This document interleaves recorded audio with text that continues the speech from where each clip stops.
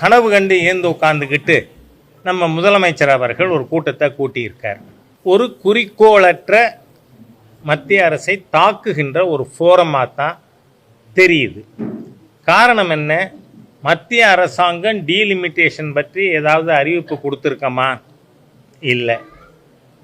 தேர்தல் கமிஷன் ஏதாவது இது பற்றி குறிப்பிட்டு இருக்கிறதா, அறிவித்து இருக்கிறதா?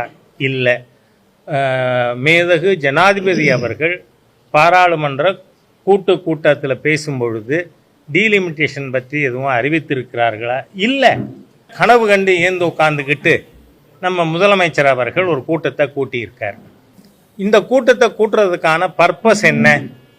நீங்கள் பார்த்தீங்கன்னா தேசிய கல்விக் கொள்கையிலே, அது ஒன்றும் புதிய கல்விக் கொள்கை இல்லை, 1985 ராஜீவ்காந்தி அவர்கள் பிரதமராக இருந்த பொழுது கொண்டு வரப்பட்டதில் திரு கஸ்தூரி ரங்கன் அவர்கள் தலைமையில் ஒரு கமிட்டி போட்டு அதில் மாற்றங்கள் கொண்டு வந்திருக்கோம்.